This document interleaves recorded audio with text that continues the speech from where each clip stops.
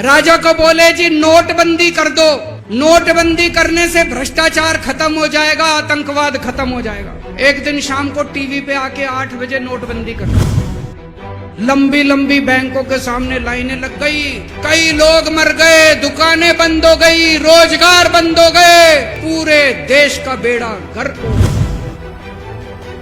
फिर एक दिन कोई आके बोला जी 2000 का नोट ले आओ। राजा 2000 का नोट ले आया। 4 साल बाद कुछ लोग आके बोले जी 2000 का नोट बंद कर दो। राजा ने 2000 का नोट बंद कर दिया। राजा को अक्ल तो थी नहीं, बेवकूफ था, अनपढ़ था।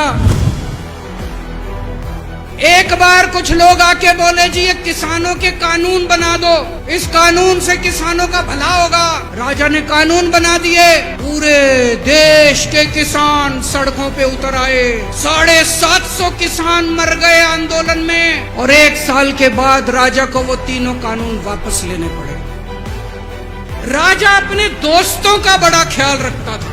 एक दोस्त ने 10,000 करोड़ रुपए चोरी कर लिए, राजा ने उसको देश से भगा दिया। दूसरे दोस्त ने 20,000 करोड़ चोरी कर लिए, राजा ने उसको भी देश से भगा दिया। पर एक दोस्त ऐसा था जिससे राजा की ज्यादा ही दोस्ती थी।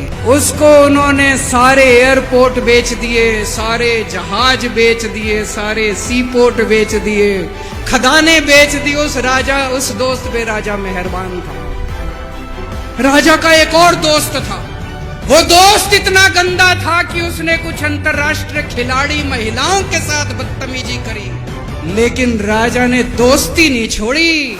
चौथी पास राजा, ये कहानी एक राजा की है, एक चौथी पास राजा की कहानी है, एक अहंकारी राजा की कहानी है, एक भ्रष्टाचारी राजा की कहानी है। इस कहानी में राजा तो है, रानी नहीं है। तो एक महान देश था।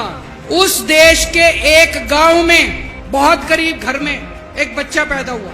ऐसे गांव का ज्योतिषी आया, उसने बच्चे की कुंडली देखी और बच्चे की माँ को बोला कि माई, तेरा बेटा बड़ा होके बहुत बड़ा सम्राट बनेगा। बच्चा धीरे धीरे बड़ा होने लगा। उसका पढ़ने लिखने में मन नहीं लगता था। पढ़ते पढ़ते क्लास करते करते चौथी में आके उसने नाम कटवा लिया। उसका पढ़ाई लिखाई में मन नहीं लगता। गांव के बगल में एक रेलवे स्टेशन था। वो बच्चा वहां स्टेशन पे जाके चाय बेचने लगा। बच्चा बड़ा हुआ, बड़ा होके बच्चा उस महान देश का सम्राट बन गया। लेकिन राजा तो अनपढ़ था, उसे तो कुछ आता नहीं था। वो राजा अनपढ़ था, उसे लगता था मैं अगर अफसरों से पूछूंगा तो मेरी कमजोरी सबके सामने प्रकट हो जाएगी। अफसरों को लगेगा मेरे को कुछ आता नहीं है। अफसर जो मर्जी लेके आते थे वहां साइन कर देता था। धीरे धीरे पूरे देश के अंदर फैल गया कि राजा अनपढ़ है, राजा अनपढ़ है। राजा को बड़ा बुरा लगने लगा। एक फर्जी डिग्री का जुगाड़ कर लिया, एमए की डिग्री का। पर सच्चाई तो पूरे देश को पता थी, राजा तो अनपढ़ था। धीरे धीरे राजा अहंकारी भी होता गया। अहंकारी राजा और ऊपर से अनपढ़। एक बार उस देश के अंदर बहुत बड़ी महामारी फैल गई। चारों तरफ महामारी फैल गई, लोग मरने लगे। किसी ने आके बोला जी थाली बजवाओ तो देश ठीक हो जाएगा। तो राजा ने पूरे देश में थाली और चम्मच बजवा दिए। महामारी तो नहीं बची, महामारी तो फैली रही। किसी ने आके कहा जी डॉक्टरों की जरूरत पड़ेगी, दवाइयों की जरूरत पड़ेगी, इंजेक्शन की जरूरत पड़ेगी, तब महामारी। राजा का एक और दोस्त था। उस दोस्त ने किसानों के ऊपर गाड़ी चढ़ा दी, रौंद दिया, कुचल दिया किसानों को। राजा ने अपनी दोस्ती नहीं छोड़ी। इस बात पे तो दाद देनी पड़ेगी कि राजा दोस्तबाज था। चारों तरफ अत्याचार हो गया।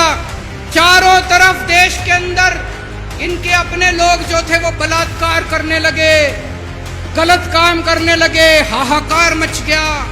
जो राजा के खिलाफ बोलता, राजा उसको पकड़ के जेल में डाल देता। एक दिन एक पत्रकार ने कार्टून बना दिया राजा के खिलाफ, उस पत्रकार को उठा के जेल में डाल दिया। एक दिन एक किसी पत्रकार ने उनके खिलाफ कुछ लिख दिया, उसको पकड़ के जेल में डाल दिया। जो राजा के खिलाफ बोले उसका बेड़ा गर्क। कोई जज अगर उस राजा के खिलाफ ऑर्डर करता था, राजा उसको बख्शता नहीं। और एक दिन घनघोर बारिश आई, तूफान आया, ऊपर से आकाशवाणी हुई, सारे देश की जनता को भगवान ने कहा कि आप महान देश के लोग हो, क्या कर रहे हो, उठो, खड़े हो जाओ और इस अहंकारी राजा के खिलाफ सब लोग मिलकर आवाज उठाओ।